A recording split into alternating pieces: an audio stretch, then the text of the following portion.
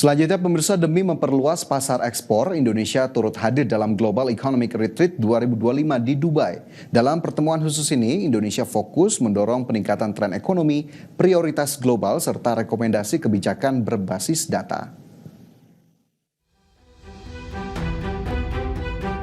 Menteri Koordinator Bidang Perekonomian Erlangga Hartarto hadir dalam Global Economic Retreat 2025 yang digelar di sela-sela rangkaian acara World Government Summit 2025 di Dubai. Pertemuan yang turut dihadiri oleh para menteri dari berbagai negara termasuk Uni Emirat Arab, Bahrain, Turki, Vietnam, Azerbaijan, Kazakhstan, Uzbekistan, Estonia dan Mesir ini fokus membahas dan mengupayakan pengembangan tren ekonomi, prioritas global, serta peningkatan pendapatan kelompok menengah ke bawah hingga pemenuhan kebutuhan dasar seperti pangan, tempat tinggal, dan kesehatan. Indonesia sendiri mendorong upaya mengantisipasi kesenjangan yang terjadi di negara maju, terutama antara Amerika Serikat dan Eropa. Salah satunya strategi Indonesia dalam mengoptimalkan bonus demografi untuk mendukung pertumbuhan ekonomi, termasuk dengan pemanfaatan teknologi informasi yang mendorong kemajuan ekonomi. Selain itu, Menko Erlangga juga menekankan pentingnya kebijakan yang mendukung keberlanjutan ekonomi seperti investasi di sektor pendidikan, kesejahteraan, kesehatan, dan jaminan sosial sebagai langkah antisipatif menghadapi tantangan besar dalam menjaga keseimbangan pertumbuhan ekonomi.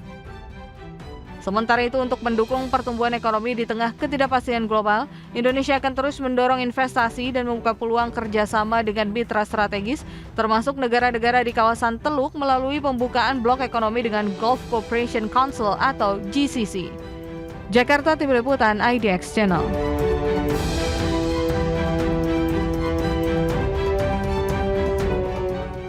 Selanjutnya pemirsa, kalangan ekonom menilai hadirnya Indonesia dalam kancah perekonomian global akan membawa potensi peningkatan perekonomian yang positif di sektor perdagangan dan investasi.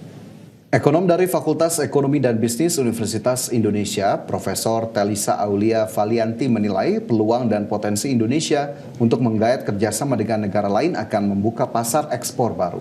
Terlebih lagi dengan adanya kekayaan sumber daya alam Indonesia yang melimpah, tentunya bisa menarik minat investor asing lebih besar lagi.